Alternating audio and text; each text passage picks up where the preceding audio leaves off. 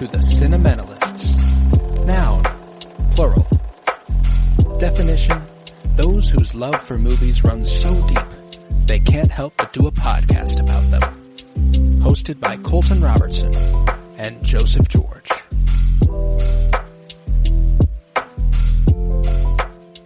Hello everybody and welcome in to the Cinementalists. Today, we continue our coverage of the Indiana Jones franchise with Indiana Jones and the Last Crusade.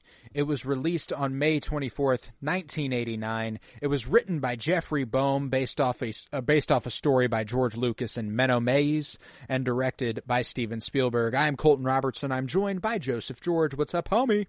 Oh, what up, what up? Always a pleasure to be here. Oh, and it's always a pleasure to have you, and thank you for being here. Kate Beasy, Kyler Barnett, what's up, homie? What's going on? Oh, I'm ready to talk some fucking indie. Now, me and Kyler have been touting this to Joe as what we believed would be his favorite. Did we get that right, Joe? Oh, you you boys you had the read. You had the correct read. I don't know if that's a tell of just you know me well enough that this movie was fucked, or that it was for me, or that this is just kind of the best movie for you guys as well, or if it is more just for me personally. But no, I am there. This one's peak. Is it more just for me? Both. No, it felt like both. Like I definitely thought it was just for you, but like I also felt like a lot of the things that worked for you, it also worked for me too. It's a good fucking movie, man. The thing for me is that the way I look at it is me and Kyler have a nostalgic attachment to the movies, which when you do that, you kind of gravitate towards the first one, especially when the first one is Raiders of the Lost Ark. If I didn't watch these movies until now, it would not surprise me if my favorite was The Last Crusade. You know what I'm saying? Like, I grew up watching Raiders. That was the one I watched all the time when I was little. So I love, like, The Last Crusade, I think, is every bit as good. You could argue it's every bit as enjoyable. I think it's maybe even more emotional, and definitely a little more emotional, you know? Like, so, on paper, yes, it should be my favorite Indiana Jones movie, but it's not.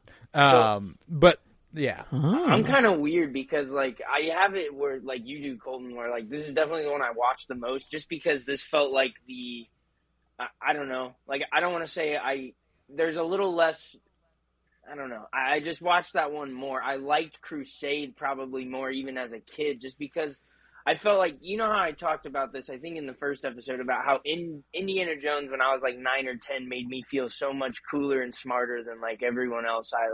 Everyone's watching like little kid stuff and Indy felt so sophisticated. It's like, oh, he's archaeology and the Ark of the Covenant and all of this stuff. It made me feel so smart and like, you know, just it was more like, I don't know, cool and just, you know, whatever.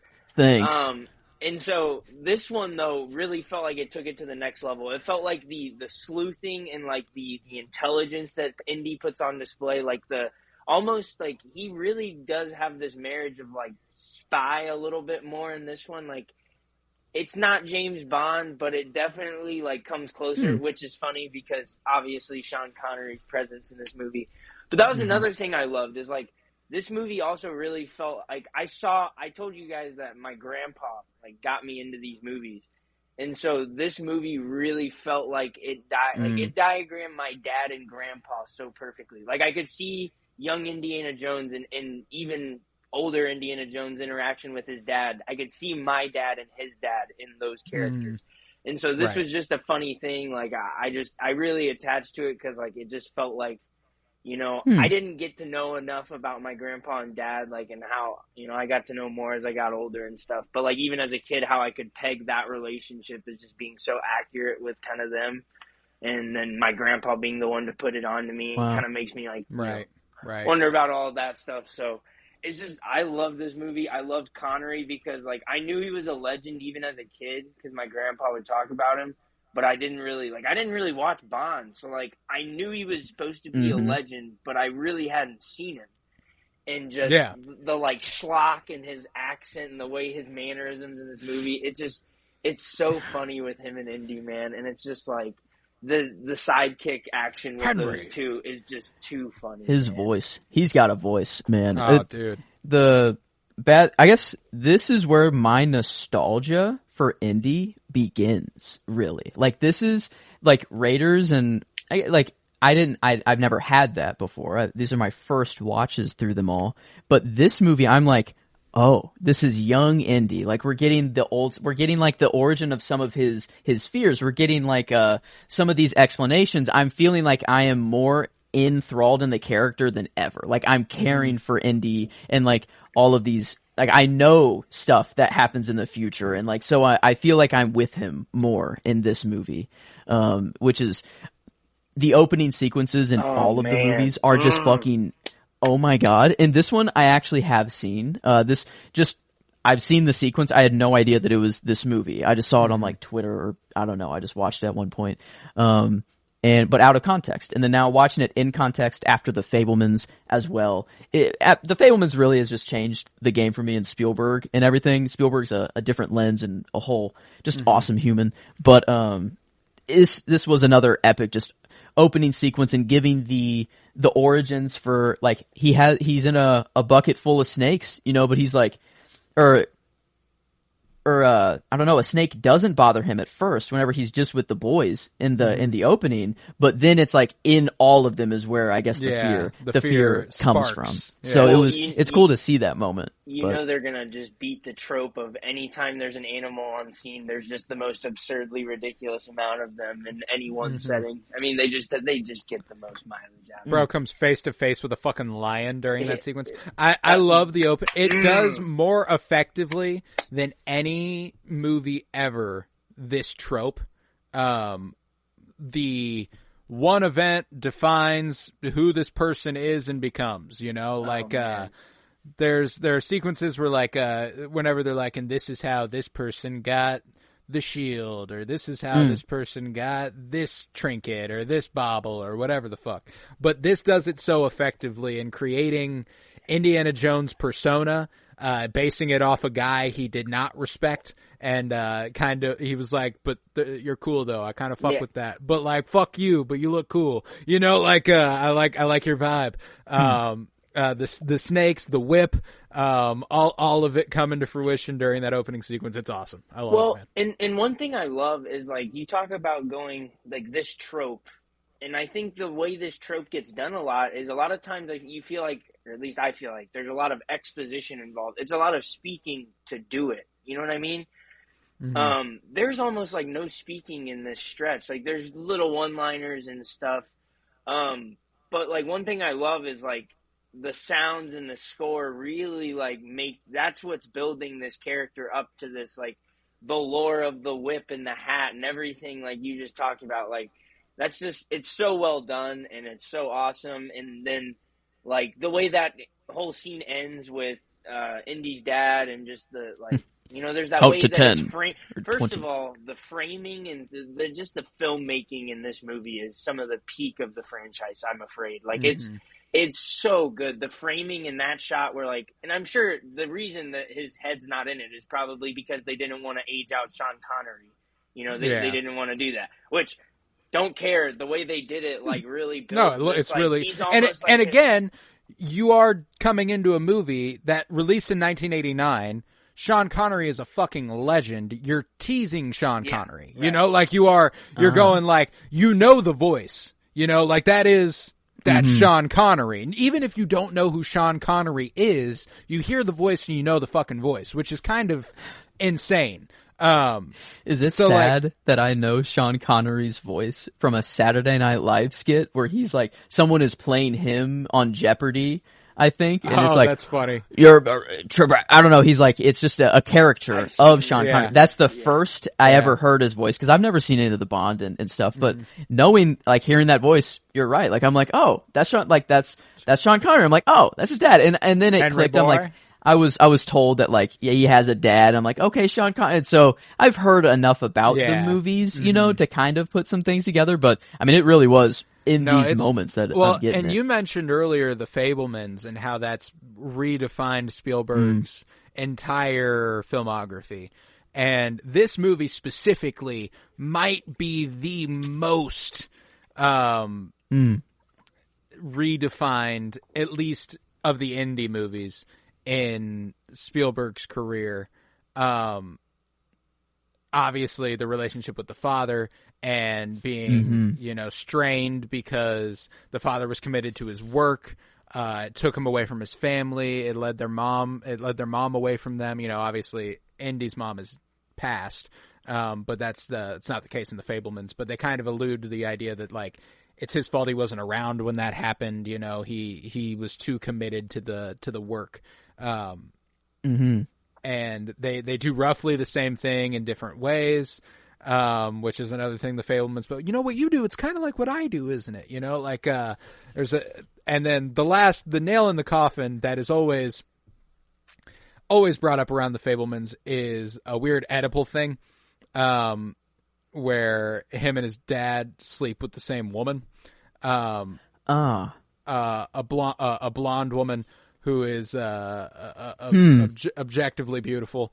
Yeah, that was they really leaned into it too. Like at first it was like, okay, they made the point that it's like, oh shit, they made the idea known that it was there, and I thought that that's all they were going to lean into it. But then it was like, no, then they were like, oh no, yeah, no, they like, fuck. Yeah, they and then it's the like, same woman. Yeah, no, it was, and then they had a conversation about it, like yeah. just onwards, and like, no, like she was great or whatever, like that's right. Sean Connery thought that she was talking to him, like it was so great or whatever. And he's like, yes, it was very good. It was very nice or whatever. And oh man, yeah, I love Indy being like, what the fuck? I love everything about their relationship in this movie, though. I think it is far and away the most emotionally fulfilling. Aside from, funny enough, the relationship with Marianne Ravenwood, specifically in the next movie, actually. Which Kingdom of the Crystal Skull gets a bad rap in my mind, but there's just a nice Marion Ravenwood's back for the first time since Raiders in the next movie, so that's just really nice. But the conclusion. I know I'm skipping from the beginning to the end, but my favorite line of the movie is Sean Connery looking at Indy and calling him Indy for the first time in the movie. Yeah. Accepting that his son is who he is. He's not Henry Jones Jr., he's Indiana Jones. He looks at him and he goes, Indy, let it go. It's okay. What he dedicated his whole life to, what he was so obsessed with getting, his son brought him to it, but he chooses his son over his work. He chooses his family over his work in that moment, and it's beautiful. I love it, man. I think that that's just a perfect conclusion to this story, and a perfect conclusion to what was originally a perfect send-off for Indiana Jones. I love it.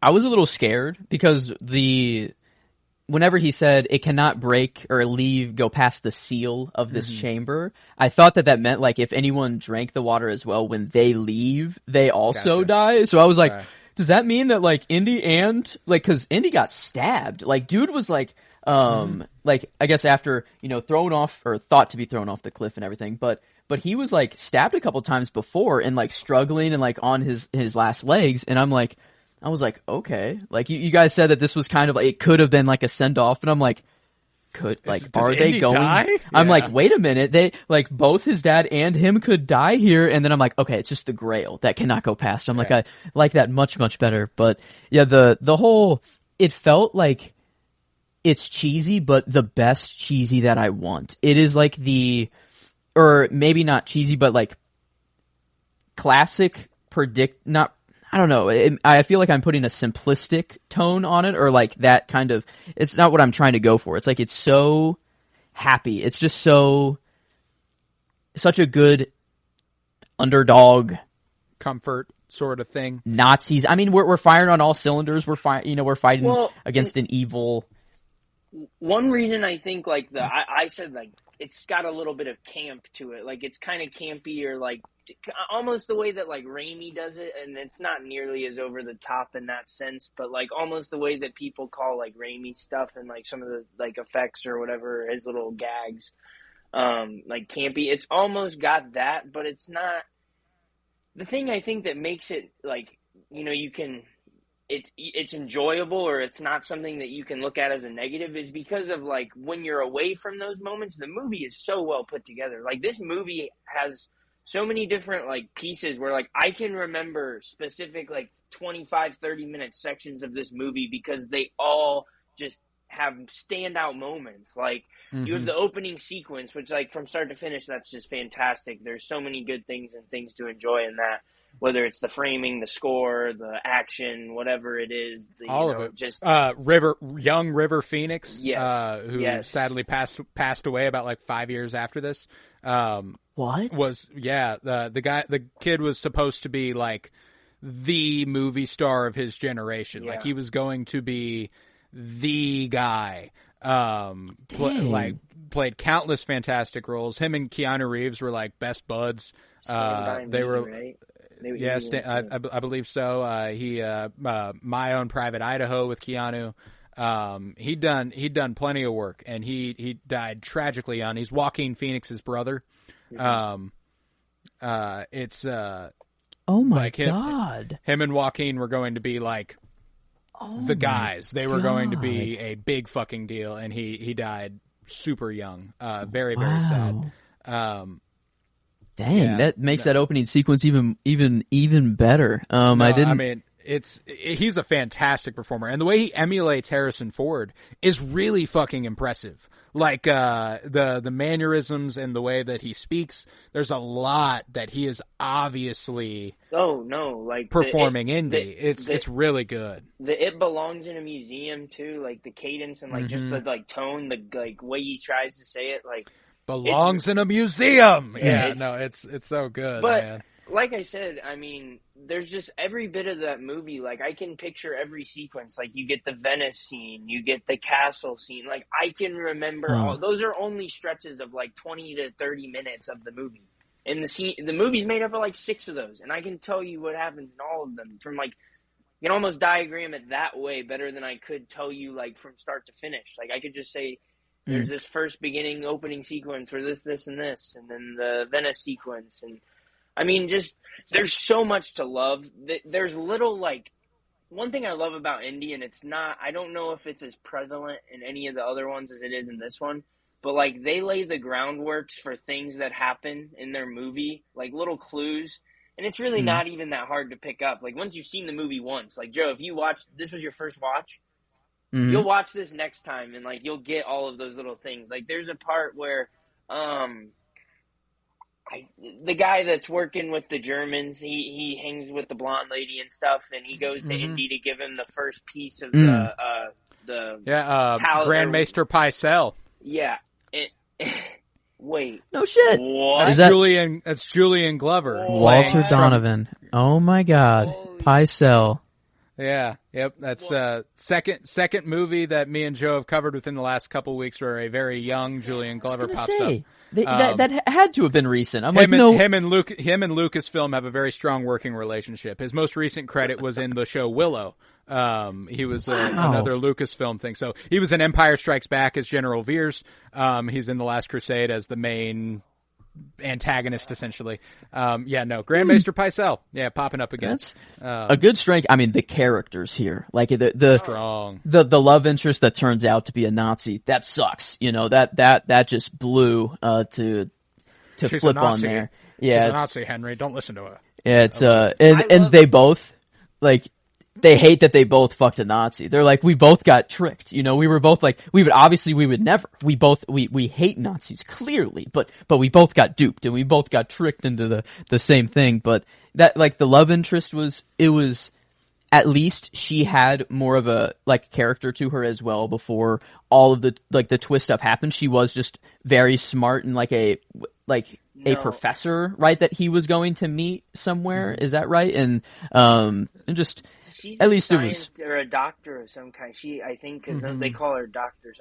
She does really put on a good performance. She's the most like sophisticated and intelligent. Not that Marion's not, but she's just also very like.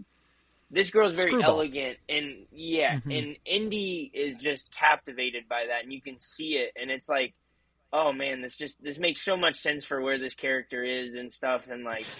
This is one of the only like female characters he doesn't get like overtly frustrated with. You know what I mean?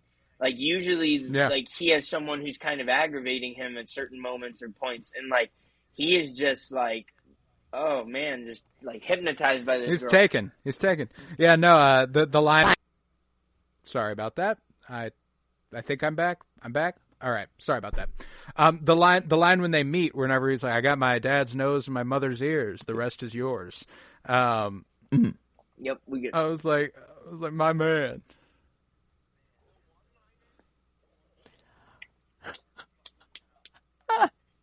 Oh, and the one-liners in this movie are fucking phenomenal, start to finish. Between Connery and Indiana Jones, it is like top notch, man. There's so many, whether it's funny or like just like smooth little like things. Like, man, these guys have a knack for being the most like, I don't know. They're so smooth and suave, but at the same time, they get with one another, and they are just like butting heads. And just, it's so fun to watch. Their dynamic is just, it's so funny Harrison because Ford. you feel like these two actors, like offset, they kind of get a reputation of like being sort of like, I don't want to say drama queens, but like definitely like not maybe the most approachable, I guess, like offset a little bit. And so it's just so funny to imagine these two like alpha actors, like both are legends. Like Harrison Ford's like just kind of he's mostly ascended, but like he's encapsulating this crazy run in film.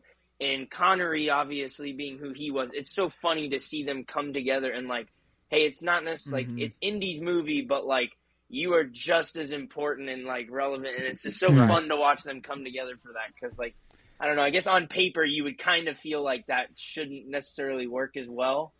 But it just does. Yeah, they're titans at this point, man. Like Indy, Harrison Ford, he's 12 years removed from Star Wars. You know, like he's been at the top for a very long time. You know, in fact, but this is 5 years removed from Temple of Doom, so he had a run in between Temple of Doom and Last Crusade where he did a little bit more. Compared to Han Solo and Indiana Jones, less genre pictures and more, you know, he did Witness and the Mosquito Coast and Frantic and Working Girl. So he did a bunch of stuff, not nearly as well renowned as Indy and Star Wars or anything, but more grounded work that he got to put on some performances. He was actually in the Mosquito Coast with River Phoenix again, by the way. Damn. Wow. Which is yeah, that must have been where him and River Phoenix met.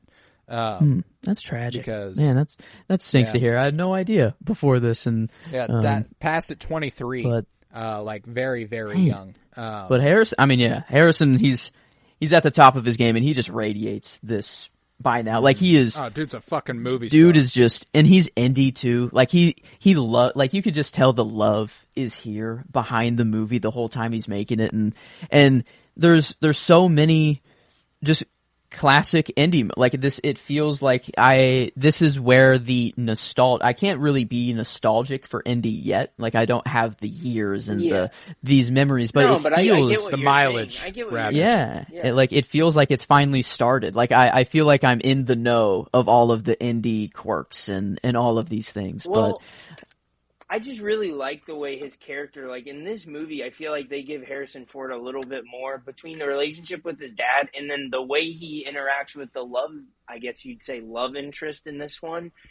It's just such a different dynamic between those two. Those two relationships like stand out because of like how differently the character interacts with both of those people. Like Indy's he's so cool and suave and like I don't know, this movie just really plays it up really well. Like there's the sequence where like they're in the hotel room in Venice, him and the woman, and it's like, how dare you kiss me? And they kiss harder, and then it's like, I hate fast women. Yeah. And they go at it even harder, faster. And then like they're going at it, and he just looks up and he hears like the gondolas and the fucking like violin or whatever playing. He's like, Venice. And it's like, dude, this guy is just like, he's on it. He's got it, man. It comes out of the storm drain after that, you know, fucking have to escape the catacombs, whatever, and another Venice. I like how that comes around like 3 times. He arrives at Venice and he's like, Venice, and then Venice, he has sex, while music is playing. He's nice. so, Venice. like, he's so smart and intelligent too. They really play up like the deduction and like sleuthing is what I'm gonna call it. Like he's really like on the ball on some of the more serious beats or tones than like what normal. Like I said, just between those things. And the other thing I love is like they do those things so well in this movie with the serious acting and all the different like tones, relationship between father and whatever. But it's also funny. Like it's genuinely funny. Like it's not like funny. Little Kid. Like it's not like just cheap laughs. Like it is funny. Like the bit where he's slamming the fucking post or whatever into the X in the library. And he's timing it with the guy stamping, and the stamp guy is like staring at himself, like, "What have I done? Like, what have I become?" Yeah, right. And then obviously, like Connery, am I doing that? Connery's one-liners are just fantastic. Indy's got great ones. Like when Indy and him get captured at the Nazi castle, and they're like talking about the diary, and Connery's gloating about how he sent it away, and that his son would never be stupid. Never. And then he's like, I should have mailed it to the Marx Brothers. It's like, dude, just the line is so fucking peak. And then, like, oh, dude, it's great. The bit where Harrison Ford gets shoved into Adolf Hitler with his dad's precious diary, and it's now autographed by Adolf Hitler. And you can see there's a specific moment right when it breaks and Hitler signs it, and he kind of like looks and realizes what he has now in his history book, basically, and he like smirks a little because he's like, I want to kill this guy, but this is also kind of like massively historical. This is fucking awesome, like he's like, yeah, no, and it's that is a fantastic series of events, man. Like it's my favorite scene of the movie is whenever Henry and Indy get tied to the chairs. Man. And the fire starts and the chaos ensues. They get into the fireplace. They accidentally pull the trigger. They slide around. They're like, oh, there's a Nazi lab on the other side of this wall. And the way they like keep spinning and avoiding them. Like, I love that sequence. The woman who like sees them finally after they keep spinning, and then she just smiles. And then she screams. She reminds me of the girl. She acts in Austin Powers. She's in like the Victor, and she screams, and I think she might play. I don't know. It reminds me of her screaming, or the girl who plays whoever yells at Kronk in The Emperor's New Groove. Like it just was so like absurdly fast and funny. It just that I don't know the father and son. I think it's my favorite dynamic out of any indie film. The father and son dynamic here. How like the father being super like Indy, but super focused on one goal, and like he had his holy grail, and like that's all he wanted to go down. But then Indy kind of he wants to explore archaeology and have this stuff in a museum, and it's like, is he trying to make his father proud by doing so, or is it truly his passion as well? And he's truly passionate about it. It belongs in a museum. Yeah. It's what he's all about, and having what's his friend Marcus Brody. Brody. And you're right. You said that Brody would get a rise in this movie, and I would like him more. And because earlier on, there wasn't enough really with him, but now like he's kind of just I love the sequence. There's like Marcus Brody has friends in every country in the world. He speaks 23 different languages. You've given him a 2-day head start. Yeah, it's like he's gone by now. By any he's gone. You'll never find him. Cuts to him. Hello. Does anybody speak English? Hello. I fucking love that sequence, man. That's a brilliant cut. Well, man. I love the dynamic. Like obviously the interaction between Indy and father and son there is great, but like the way that they paint like how like Indy's dad obviously is smarter. He has the, like, brains to a degree, like, on Indy, obviously, with the years and stuff, and just how much he studied after and chased after this grail. But then, like, the absolute ineptitude when it comes to, like, any sort of hand-to-hand combat, from guns, fight, anything, he's like, 11 o'clock! What happens at 11 o'clock? Yeah, simply lighting the fucking thing on fire. And he's like, son, the floor is on fire. Like, dude, There's just so, but then all of a sudden it comes time where Indy's out of answers for the hand-to-hand combat shit, and the plane's about to dive bomb the umbrella, man. Like, it's just too. I remembered my Charlemagne. Oh, come on. That's such a good line. The pen truly is mightier than the sword. I love that, dude. Yeah. Marcus had a line in here that I just out of nowhere. It was just whenever they were in, I don't know where they were, but it was Indy and Marcus just talking, and Indy was like, "Do you really believe? Like, do you think the Holy Grail is out there?" And Marcus says, "The search for the cup of Christ is the search for the divine in all of us. But if you want facts, Indy, I have none to give you. In my age, I'm prepared to take a few things on faith." And it was just kind of Marcus. It was the first kind of moment where I'm like, "Oh, okay, Marcus. You know, like this is Marcus, a good friend. You know, and like good counsel here. This dynamic between the two. They've been, you know, he's just the museum guy. Dude gets lost in his own museum, even. But at least he's there, and they have this tag team, and yeah, he might not be the most reliable, but hey, it was I don't know, he's holding it down at the end, and at least in the tank, like I think that's my favorite sequence is the tank and Indy thinking like that they think Indy falls off at the end, but this whole action sequence of him going on the treads, being stuck on the side, having to like they're getting closer to the wall, and then him just being like, "Dad, get out of there! Like do something!" You know, he's like always constantly like telling his dad what to do in situations. The ink blotting in the guy's eyes, and Marcus being like, Henry, don't you see? Come on. Yeah, like the pen truly is mightier than the sword. I love that. That line is so funny because like you can tell like Indy's dad does not. He's avoiding killing these people like as best he can. Oh then yeah. He literally is smiling with Brody after the pen is mightier than the sword. The very next thing that happens, he goes and gets in the fucking thing and point blank shoots a shell into a Jeep. Just fucking blows up the whole thing. He's like, "I'm fucking ready to go." Yeah, like, no, I love this shit, man. No, and I think it's really, really interesting that they also frame Henry as extremely devout. You know, Indy's not to take the Lord's name in vain.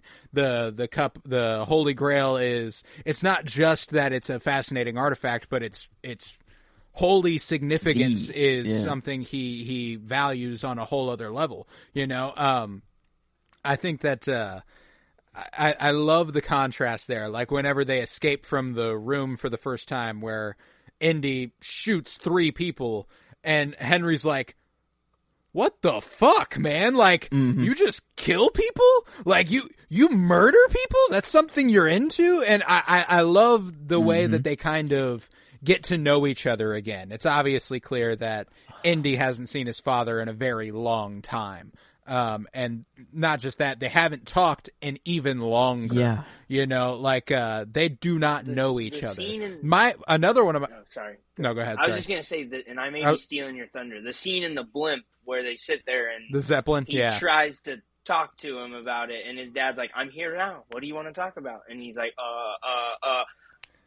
Yeah. Those are the moments like nothing to say. Where I talk about how I can like see and relate to like kind of my family and how like my grandpa, like why he's like he put me onto these movies, and now you're like I can feel like there's this extra. It's an layer. outward cry. Men don't talk to each other, you know. We keep things hidden for whatever reason, and when he goes like, "If I only had 5 minutes, it's all I would have needed to tell him," and it's like oh my god, like why don't we just fucking talk? You know, it's like every dad, it's like mysterious, and whenever a dad drops a bomb of like lore, it's like, where the hell? What? Yeah. That's you did this in your life? Like who the fuck are you? Yeah, no, but, it's no, I love that stuff, man. I think that, and it's cool to watch Indy come to understand his dad more, not just Henry understand and accept Indiana. You know, like I love the part whenever he does flare up the umbrella.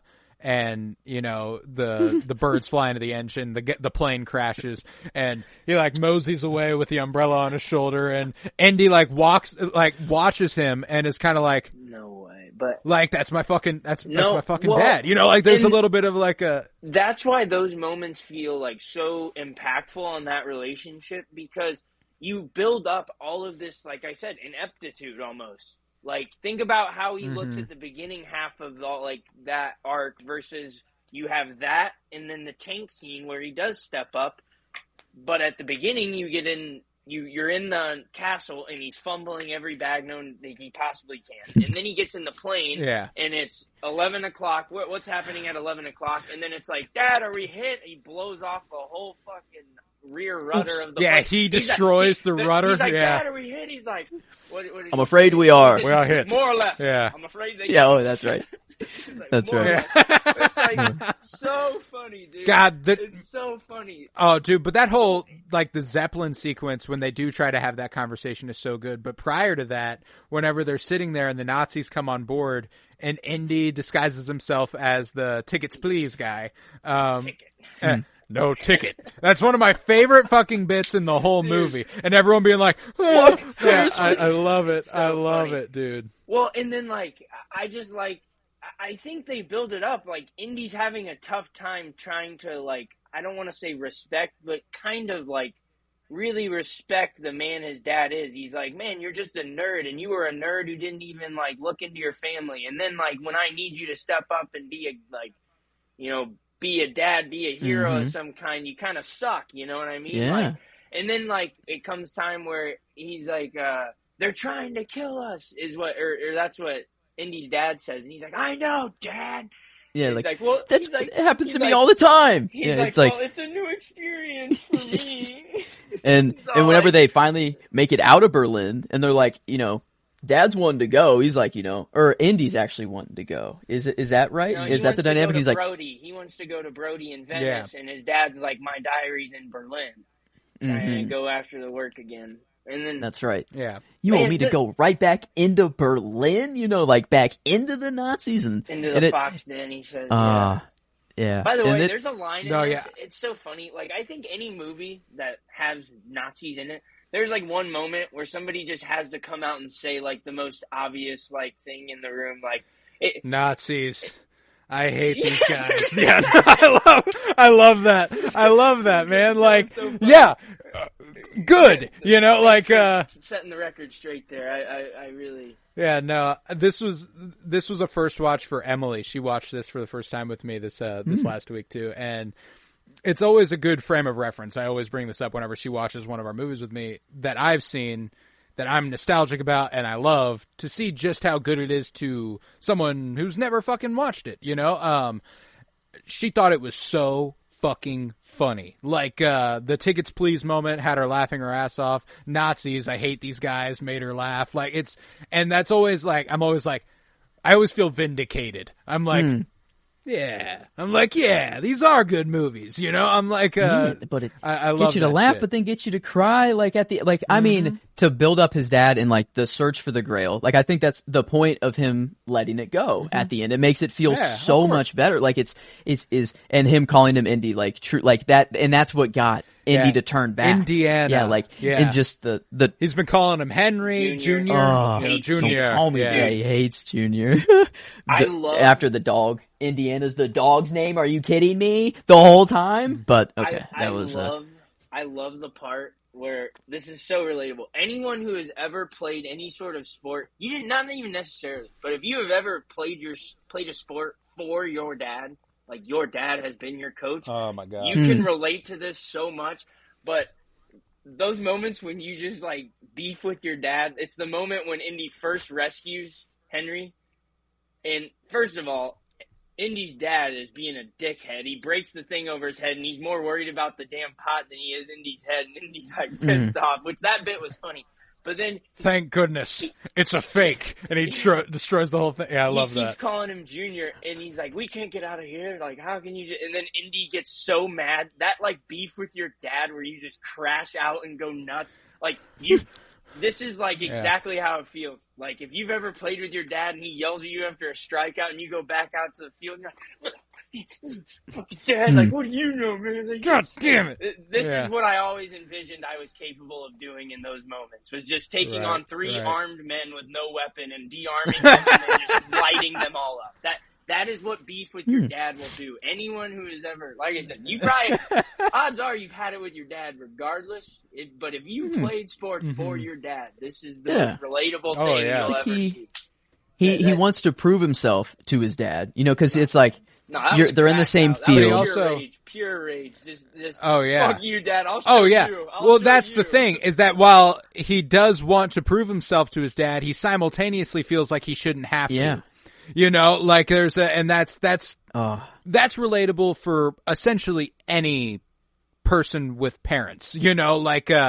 You want to prove yourself, you want to be of worth to them, but you also know you shouldn't have to, but like you want to, but like they should love you no matter what. They should be proud of me no matter what. But you know what? It would be nice if I did prove it to them, but also like I shouldn't have to, and it's just that constant dissonance. And forth. Yeah, did Indy know that his mother like passed away from sickness, and that like, cause I felt like the way that Henry dropped that knowledge of like, she hid the sickness from me and I lost her before I could even mourn her or even like do that. Like, does Indy know that sort of thing? Or was Indy so young at the time that he doesn't even really know what happened and he just knew he lost his mother? I took it to be, I'm pretty sure like it's tough to articulate based on what they were thinking at the time of making this movie. I know from the young Indiana Jones movies that he does know, like he's old enough to be well aware of his mom and love his mom. Okay. But this movie does frame it a little oddly, I do think that I didn't take it as like a revelation of any sort for him. I took it more as if there was a revelation, it was seeing that his dad actually cared. That's what I was wondering.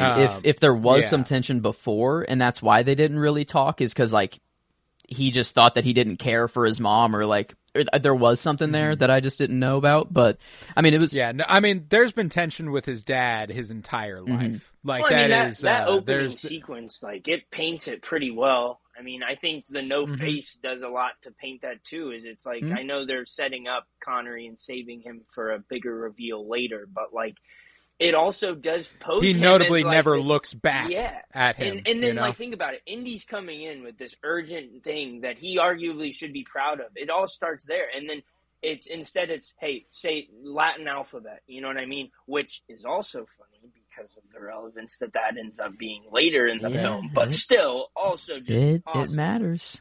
It's on one part of him, he hates that all this stuff, like that his dad's been so controlling and over his life. Oh, yeah, but then it's like, you always but feel then that way. Like, whenever he makes that mistake of stepping on the J, and he's like, it starts with I in the Latin alphabet, and he realizes like my father would not have made that mistake, and his dad's talking about it at the same time that cuts back and forth of him. Great editing of that sequence. Man. I love that dude. I'm actually switching my. And scene. I love a leap of faith moment too. Yeah. Whenever he realizes that's what it is, it stands for so much more because these are his dad's notes. These are his dad. He is going on. This leap of faith is a leap of faith. Trusting in your father, trusting his father. It's the symbolization and everything that relationship represents allows this movie to hit so much like deeper levels of emotion and things that are you don't necessarily always get that in the other ones. And it's not to say I don't love the other ones the same. It's just like this one just has so much more going on. Is it just me or did you like? What's the gap between this and Temple? Like 5 years? Is that right? 5 years, yeah. I felt like the camera quality, like the actual like film itself was so clear and crispy. Like, and they also framed a lot of close-up shots of the face, and the lighting was a little different. But there were some shots like that sequence where he's first meeting Grand Maester Pycelle in the back with the champagne and the big tablet or whatever. Like, there are some shots there where it's a close, like, downward angle up to Harrison Ford's face real close. And, like, man, it looks so vivid and crisp. Like, retro crisp. Like, I'm imagining being in, like, 1989 and being like, whoa.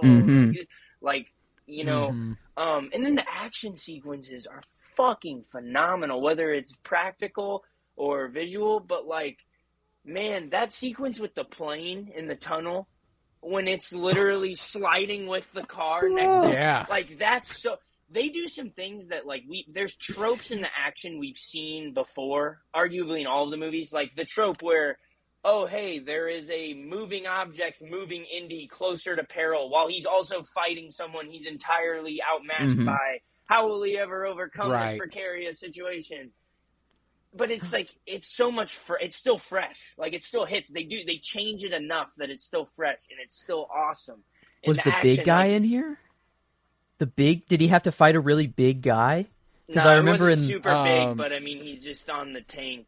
The guy was that guy is actually in this movie. Also, by the way, the guy from the first movie is in this movie. He's one of the Nazis. He's one of the Nazis that he kills. Doesn't actually have to fight him. He just guns him down. Okay.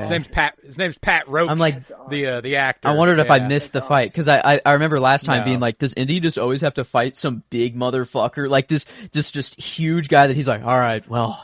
They let that one fly. They let that one fly by the wayside in this one. That's all good. But, a lot of moving parts here. We gotta. I mean, the boat chase. Yes, that rocks. Ooh, that rocks. Whoever these unsung heroes that were in the other boat, smushing them together. Yeah, you know. I mean, I don't know. Just like they felt they like look after the Grail. They're looking after the Grail.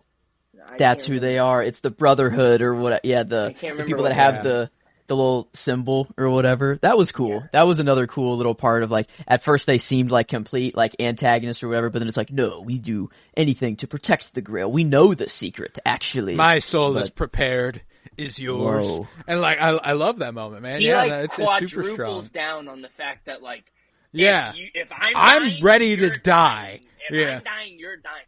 And then what's funny is like, Indy's like, fuck it, whatever. He jumps in the boat. The dude just follows him. I'm like, I mean, I'm not saying you should have died, but he literally like crawls in there with him. I'm like, he's like, well, I guess. He's like, well, I don't have to, you know, like, I love that sequence. And I really, really love the culmination of this movie at the cavern, that giant, I love the Western aesthetics. We get a lot more of the stereotypical Western aesthetics in this movie versus the flares that it has in like Temple of Doom. Like the final shot of this movie is fucking gorgeous, straight out of a fucking Western. The entire opening sequence is basically Stagecoach. There's all sorts of stuff in this movie that I just absolutely adore. The actual cavern though itself reminds me so much of Geonosis and Attack of the Clones. Yeah. You know, like the giant archway that like Dooku walks into, the droid factory. Okay. That's what it really, really reminds me of. But God, I love the location. I love the set. And I love the stakes. That ending where they're like, you're gonna do it for us because your dad's gonna die if you don't. So good luck. When you speak of the settings and stuff, like, I think part of why this stands out is just looking and being so damn good. Like, not even just this setting, but kind of the way they do, like, and yes, we've talked about how in Raiders they kind of, like, really go over the top with, like, the monkey brains and all that stuff, like, just going absurdly over the top. But, like, with the settings themselves, like, I think when you see it, like, people make the jokes nowadays about how, like, oh, wait, this movie's based in like Mexico or something, and it's just like, oh, let me put an orange hue over the camera and we're just gonna make this thing look orange as fuck, and like, you know, like the detail and attention to like all of the look and stuff of the settings all across these movies, but especially here and what you're talking about is just so phenomenal. Like, it just always looks so good. They always pay attention to those little things. Like Lucasfilm always does that. Spielberg always has a little bit of a nut for that. Speaking of which, I just came off watching Back to the Future as well in the midst of like us watching these. So like that's just been so fun, kind of doing like an accidental like Spielberg dive for like the last 3 weeks now. Yeah, because he produces those. Yeah, I love the. I mean, I just watched Twister and Twisters. He produced the those. First Twister the other day too. So like we have literally just been on a Spielberg shit like for like, Spielberg stuff. Yeah, like the amount of stuff he's produced and had a hand in, if not directly directing it, is like an absurd quantity of films. Like and a lot of brilliant fucking movies. Yeah. Dude's just got the juice. The dude has Amblin Entertainment, man. It's done its due. But after the Fabelmans, it felt like this is like Raiders felt like it as well. Like it's the movie he's always wanted to make. This was like the father-son. He uses that, to reconcile something within his life, which is very, very cool. And that's what's interesting too about the Fabelmans is that like Spielberg's relationship with his parents is obviously in the Fabelmans. It's displayed as very strained. As he got older, it obviously rectified itself a bit. It wasn't like, but like you always deal with those things. It's not like they go away. That's why it gets translated into this. Catch Me If You Can, The Fabelmans. But his family was always asking him like, when are you going to make a movie about us? You know, like, wow, we know our life can be a fucking movie. You know, like, and and his response was that every movie he's ever made is about them. Every movie he's made is about them, in some way or another. And just in some capacity, like even looking at Jaws, like, the father-son dynamic there, and, Catch Me If You Can is a glaringly obvious example because quite literally, Leonardo DiCaprio's character's father is left by his mother for the father's best friend, which is literally what happened in real life. Okay, the dude is write what you know. I guess it's he puts it in there, and that's probably just what makes it. And then, like I mentioned that line earlier, where it was like, I got my father's nose and my mother's ears, the rest is yours. And then she's like, it seems like they got the best parts, like like there's a self-deprecation and a loathing a little bit that comes with Spielberg, which is sad, but like he puts it on display a lot.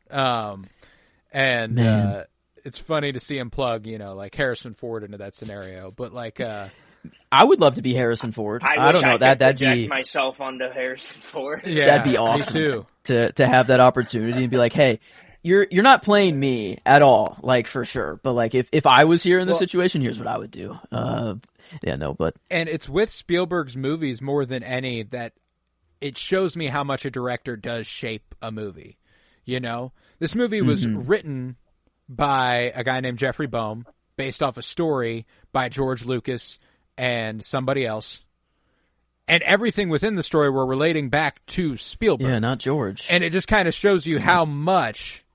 And I mean, like, George has a very similar relationship with his father. His father wanted him to go into the family business, take over, do this, do this, do this. George wanted to do something else. His father resented him for it, et cetera, et cetera. So, like, but there's kind of a universality to that era of man being that way, specifically fathers during this period is like, no emotion, no I love yous, no hugs, and that's whenever they do hug and Indy's like, and he like hugs, he's like surprised, like that 70s show. I know it's a stereotypical example, but like growing up in the 70s, his father who fought in the Korean War and stuff, it like never shows him love, never hugs him, and whenever they do hug, it's like a really, really good emotional beat in the show because you're like, oh, Red's showing emotion, like that's nice.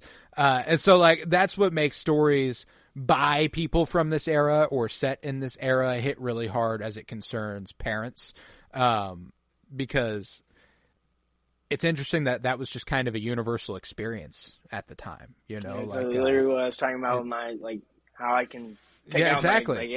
That's what it is. It's like right on the nose. It's man, they're really telling you, watch these movies to understand us exactly. Like we're trying to tell you this, but you'll get it through Indiana Jones. And I love people say that like you can't use movies to like communicate. I feel like movies are the perfect way to like communicate things, or like a song. Like you listen to a song, and it's like, oh, this just encapsulates what I'm feeling right now. Listen art, to it, man. and it reflects humanity better than most things, it's all like it can be larger than life scenarios. We could be talking about the Holy Grail and bringing your father back to life when he's on the verge of death, healing his wounds and stuff. But like ultimately, it's just like the idea of having that opportunity to save your father, who you love ultimately, but you've had this strained relationship with, but it is now on you to save his life. Like that's a resonant story, like regardless of the circumstance. The Grail kind of took like the wayside, like in the arc is kind of like we have to get to the Ark before the Nazis. Like, it was the race for the Ark. I feel like the true important part of the story is Indy's like, no, I'm here for my father. Like, I am, the Grail is just, I'm forced to go through these trials and try to get it. Yeah, he's actually not looking for the Grail the whole movie. He's looking for his dad. And so, which is very I cool. think that's just, everything about this movie, it makes me feel so good. It's like this, it culminates so perfectly, and I thought there was going to be a death, but it was, I don't know, no bad Indy death. They didn't retcon him coming back to life somehow. I thought that was like this could have been a send off. I'm like, does he go off the end of this cliff? Yeah, whatever, I mean, it sucks that the next movie's 20 years after this, so. People probably really thought it was over. Yeah, I mean, just like a. Oh yeah, I mean, and it was. There was no plans for a fourth fucking movie. Like this was the final film, and then 20 years later, they were like, "Fuck it, let's give it another run. Fuck it, let's do it." Yeah, but there's more story to tell, and I mean, like I staunchly stand by the idea that movie catches too much shit. Yes, it has Shia LaBeouf. Yes, he sucks. No, but beyond that, it's pretty fucking. It's gonna be okay. Dude, I can't wait. Okay. I haven't watched that movie in years, man. I cannot wait to really. Give I think you'll find it's aged a lot better than people give it credit. Well, here's for. the thing: how many times have we brought up the effects and all of that stuff? Now it's a little bit more modern technology. Like I can remember some of the things they did and how I thought it was cool then, but I didn't know much of the art making behind effects and how there's some gnarly fucking stuff in Kingdom I'm of the looking Crystal forward Skull, to man. it Like for it's sure, absolutely. But it's just dude, man, there's just so much to love, and I just this movie feels like it does so many different things so well. It's so well rounded. Like the pacing's great, the action's great, the setting's great, the score is great. Everything you love about the first two indie movies. There's that, and then there's also this extra deep dive, the emotional cues and stuff, and just things that happen. It's just like I said, it's arguably as relatable as Indy's ever been. Like you've always wanted to be Indy, but now you can kind of see him. Like, dude, let's be real. Like, am I really fucking up some dude as I'm getting stabbed with a voodoo doll? No, I can't really say that I would hold my own as well as he did in those moments. Temple of Doom is certainly. I'm not quite that brave, man. But this movie, the outlier, the way that they humanize him, it's very, very it's just real. Like I said, I mean, we've already touched on a lot of those things. That's what makes Raiders.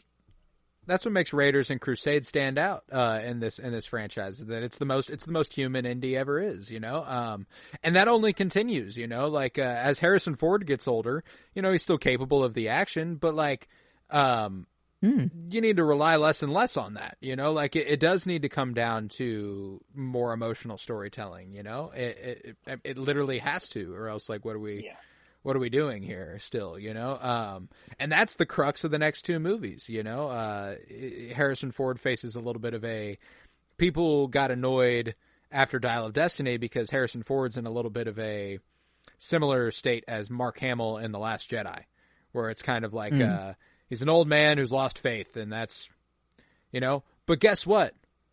A lot of old guys lose faith. That is how life goes, there's just a universality to that storytelling trope that is again deeply relatable, that's just and that's kind of what they have to do. Yeah. To keep this story going. I mean, I have hit the mountain, I think, or the peak, for Indy for me. I think I'm pretty confident. I knew. You won't like either of the next two more than this, but I still, you will like. Yeah, I don't think I'm going to be on that side of the fence of being like, oh, these are a joke for indies. No, I don't. I think I'm in love with the franchise now.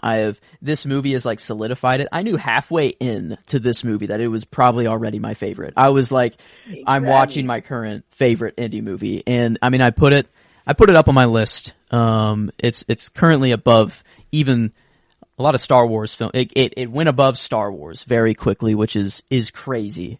So it beat nostalgia already. I put it above Raiders for me. It's sitting at number 4 all time for my movies ever. So this one was Awesome. you read it very, very well. You knew I was gonna have a good time, and I very much did. Yeah, the end, like after the Charlemagne, the birds, flocking them, and just the shot to stay on Indy's face. Like his dad walks away, but then the camera just lingers on Harrison Ford, and he's just giving a smile, and it's just like, that's all. I don't know. It's all, everything just comes together so well. I tear up so many times during the movie because of these feel good moments, and it's just Harrison Ford and Sean Connery holding it down, fighting Nazis during archaeology, searching for the Holy Grail, in which he's like given his whole life for. I mean, there's so many things that are firing here that like it just had to be my favorite indie movie. But it's all. I would say Raiders is a better made movie. It's just the start of it all. I don't know. A first movie usually just works better. This is just the one I think I will come back to more and more and watch. I enjoy this one more, but I feel like Raiders is, there's a lot more visual stuff going on there it's all beautiful. Yeah, the filmmaking prowess of Raiders, I genuinely think Raiders is one of the best movies ever made. So like that's not like, that's not like it's not as good as Raiders. Like there are very few movies to me that are as good as Raiders. So like that's important to know. And what's even more important to know is it's not super far behind Raiders. No. Like that's and that's even more impressive that he managed to create two of my favorite films of all time, because this is top 20 for me all time. In my favorite movies ever list. Kind of an arbitrary thing to throw out there, but like it changes a lot. I move shit around the list all the fucking time. Right now it's sitting at 17. It's constant curation over the course of years creating a list like that. So like, that's what it is right now. We'll see in the future. But wow. Like it's that good, man. It's one of the best movies. It's one of the best movies ever. It's one of Spielberg's best movies ever. Like certainly among them anyway. And I think that says a lot for a director as talented and with as storied a career as he had, and has had. But yeah, no, Last Crusade, man.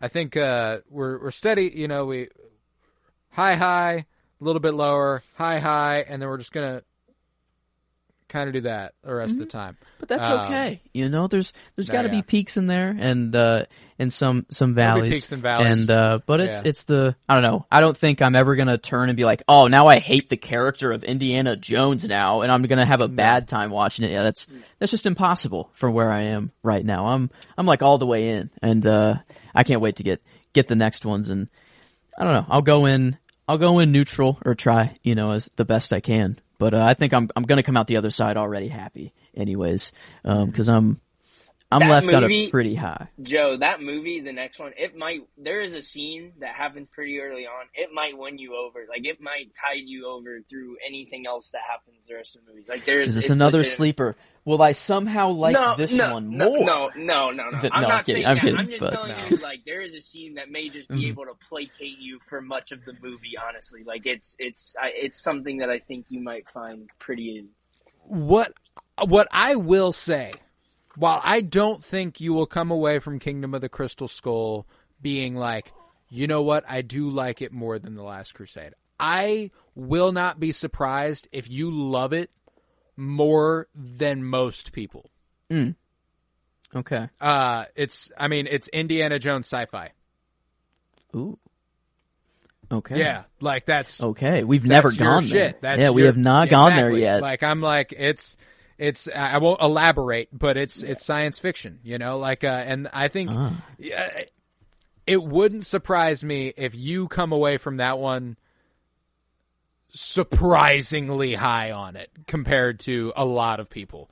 I can't wait. I mean, it's amongst my on that list. It's like top 100. So like still up there. Pretty fucking for good. You. That's pretty good. For you, I mean, that's it's a list of 315 movies or something like that. So yeah, dude, doing pretty nifty. But there was one thing I noticed, and I wanted to bring it up to you guys. And I'm sure you didn't note this the same way I did, but there's this point, it's like right around 52 and a half minutes or so, where Like, they're in the Nazi, like, I called it the throne room. I don't know what you call it, like the control room. I don't know, like, it's not the room where they spin into, but it's like a different one where, like, the main big wig guy, the one that goes off the cliff in the tank, he's in there. John puts a score together for that. And, dude, it's like, I swear, it's, my ears, like, ticked up because I could hear the Empire theme. Like just slightly, like it's not far off, and it's so fun. It's like that's perfectly fitting because obviously, like what the Empire represents in Star Wars, like that's pretty on the nose. So pretty on the nose. I want if you guys get a second, go back and check it out and see if you hear it too, because like I didn't rewind it, I just kind of heard it. Was it like when? Was it around when Indy goes Nazis? I hate these guys. Like whenever he looks over the edge and sees them, because I felt like there was a music cue there that caught my attention, but I can't remember it specifically. The moment I noted the time, it's like 53. I think I paused it like 53:07, and it had already like happened like maybe 20 or 30 seconds ago. If you rewound to like 52 minutes in, it's like then and. It was like, I don't know. I mean, my ears don't deceive me too terribly often. I feel like no, you're good. You're good with the music. Yeah, so, yeah. Okay. But, especially since it's John Williams. I think that's pretty. It's right after Indy blasts the Nazis in the room in front of his dad, but then she's being held at gunpoint. I guess, yeah, they go into. Man, I'm trying to. The context is weird. I'm like, because afterwards they are tied up in the chair. But it's just right before that. It's right before they're tied up. Yeah. And they're just having the conversation. Yeah, just kind of right outside that room. But is it the Marcus Brody cut? Like right before that? Like whenever he's like, gosh, I can't remember. I just noted the time and I don't know. Like I can picture it in my head and I can hear it, but right. The twist that happens is, man, I feel like I haven't said her name. The girl that eventually Elsa. Yeah, Elsa. She's at gunpoint with one of the Nazis, but then they trick him into like she walks over and like so is it like during that moment that the cue is, or is it? Yeah, it must. It must I didn't be, feel like that was it. Maybe I got the time wrong or something. I don't know. I'll have to go back and check and see. I'll regardless, know, I know. I'm with you. I trust you, and it would make sense. The Nazis are the real life version of the fascist entity, one of them anyway. One other like little quirky detail, I didn't know if you guys caught it too. The shot when the Nazi goes over the cliff in the tank, and it cuts to like the ground angle up, and he's literally like half a torso hanging out the top of the tank, and it's like it's not a very good green screen, but at the time I'm sure it was like groundbreaking, and it was so funny. Because he's like just screaming, and then he hits the ground, and it is like so blatantly a miniature like set, which like how good Lucasfilm is at those things. But like if you like watching it and picturing it as a miniature with the little body, like it's like a little like flailing. I don't know. I had these little things that you used to be able to throw at the glass, and they had little sticky arms and legs, and they would like crawl down. Basically, that's what it looks like when he falls out. He's just like kind of a gummy, like sort of looking. Well, it's very similar to the effect in the Grand Budapest Hotel whenever Willem Dafoe goes over the edge. If you recall that, whenever he's flying down, and he's the way they did it in Grand Budapest is that they got like a green screen colored yoga ball and put him on a green screen and had him flop around on it. So it looked like he was falling, but like he's just bouncing around on a yoga ball. That's awesome. And that's genius. Wow. That's a great idea to emulate falling. It reminded me of the Doctor Strangelove, the dude that rides the nuke on the way down. It was just the slim pickings. Little angle, kind of similar angle there. But I love how Indy's just kind of strolling up at the end there. He's like, he's like taking some deep breaths, and like after the tank falls, and like just behind him, he's like, "Yeah, what are you guys looking at? Like what's going on?" Sala, like, we haven't brought up Sala. I love the part whenever he hides him in the truck, in the door Nazi in the truck. Yeah, dude. The door and he's like, and you see the shit, Nazi fuck, man. He puts his head down like this, and he realizes. Dude, I love Sala. Brody, I love him, man. He's such a ride or die. The papers, please, and he goes, run. Yes. Run, Brody. You know, he's trying to just tell him to run over and over, and Brody. Like, did you say run? Yeah, he's like, "What are you telling me that I should actually start running?" Yeah. You mean to tell me you're named for the dog? I love the end of this movie. Brody being like, "Follow me," and like falling off his fucking horse. I fucking love it, man. It's so much fun, and that's why like I do believe that if I watch these for the first time now, this would probably be my favorite movie of the franchise, which is saying a lot. And it's probably one of the only franchises, besides maybe Star Wars, where I would easily give multiple movies a 10 out of 10. No question. Like, Raiders and this are the easiest 10s in my mind. Like, it is just, I can't believe how fast I put it above Star Wars. Like, I've had that history with Star Wars. I have grown up with it. I played with the toys. That was my indie.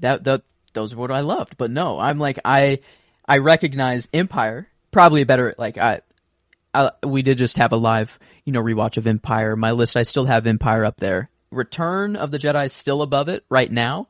But I don't know. I haven't actually watched Return of the Jedi since I've seen The Last Crusade. So that one's kind of a maybe. But it's crazy how fast Indy has climbed, and I wonder if I have watched it as a kid, how high it would be then, or have I gotten the perfect intro to Indy? I don't know. Maybe since I've waited so long, there's a balance there. Yeah, it's hard to say. We all live our own lives, and you happened upon it at the perfect time. I guess so. That's how whenever you watch it first was the right time to watch it, I really like that you touch on, like, Joe, like, you said, like, halfway through this movie had, like, already convinced you. You know what I mean? Like, that this was it. And I really do feel like for a lot of people, like, that's a pretty easy thing to come to. Like, it really does. It's hard for a movie to, like, set you up for a second act that's as good as this. Like, a lot of times you feel like movies that build you up that way, it's really hard to pay off that second act or that last half of the movie in the same, like, holding that same level of, like, quality or, like, raising the stakes or whatever it might be. And it does, man. It delivers. Like, it's really cool to see, like, we talked about the kind of ascension of Indy's dad as, like, a actual kind of, like, useful companion as far as, like, the combat side. Like, he does it in his own quirky, kind of silly, goofy way, but that's what makes it fun, is, like, the same way Indy just kind of figures it out sometimes, whether maybe it's in, like, as far as, like, deduction, like, using his brain, maybe he just kind of figures it out in the same way that when it comes to the combat and physical hand-to-hand stuff, like, his dad just finds a way, figures it out. Like, he's much more on the theory. I think his dad, and Indy teaches that way too. He's like, 80% or whatever of archaeology is done in the library or whatever, and that feels like that's much more his father. Yeah, which is funny because his dad at the end when Indy's like just blowing shit up and just going crazy with the fighting and says, "You call this archaeology?" Yeah, it's like, come on, man. And so it's clear that, like, he preaches, like, what his father was kind of teaching him growing up, and that's what archaeology is. Do as I say, not as I do. Yeah, this dude's, his archaeology is fucking going out here killing Nazis and doing the shit in real life. But I guess there is a lot of work. He does still need to know the research and all the how these things came to be, the shield, all all these little things that led to the Grail. I thought was really cool. It was the in between. It wasn't just like, and then. It felt like a natural finding the other slab in the petroleum mine that gets lit on fire. Like, that's having to cool. take down the charcoal thing down and match it up. Yeah, the artifacts were really, really cool here, and it was on it didn't feel too cheesy, but they went into it enough to where it was just fun and campy, and then it got you to laugh at points. And I can't really say a bad thing about the movie. I don't know where I'd begin to have a gripe, really with it. So yeah, I'm riding high. That's for sure. I'm riding high as well, and I think we ought to. Are we all comfortably 10 though, rating wise? Like, is that? I'm there at least for me. No question. Okay, cool. I was like, we already kind of alluded to it. Might as well get the full 3 for 3 here. It's got to be a 10. Like, dude, the way this movie just, like, as a kid, I feel like coming back to this movie, there are things that felt like as a kid I didn't fully understand. Like, I could kind of get the grasp. But, you know, like I said, like, as a kid, I could pick out the relational, like, you know, things going on between father and son, and I could relate it to my family and stuff. But, like, even more so now, like, as my dad and my grandpa both have aged, like, how that relationship has evolved, and, like, still being able to kind of, like, you know, it's just, it's really fun, man. Like, there's just so much to love about this movie for me. It just always clicked it clicked pretty damn well as a kid, and now, like, as I'm older, like, it's just the way it's held up. It only ages better and better, man. Well, it's like I said, like, you know, you don't, like, now with how much effects work is going on, it's so refreshing to see, like, absolute A-grade quality set building, you know, practical effects, like, just some of the things they do, you know, just, like, it's just so easy to just absolutely gush over. Like, I don't know, you know. No gripes. There's nothing. Yeah, can you say a negative thing? Is there a thing that you don't like about the movie?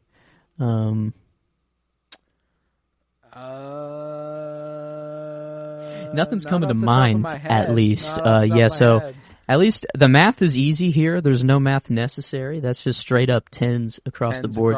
And just 9 last time. We arrived at 9s across the board for Temple of Doom. So yeah, just a little dip, and now we're back up at the peak. But I'm excited to see how Crystal Skull fares because I love that movie, man. So it seems I'm the only one who's watched it within the last 10 years. So it'll be nice to revisit. But yeah, then with that, I think we can conclude this episode of the Cinementalists. You can follow us on Twitter at Cinementalists, as it is put in the title of this episode.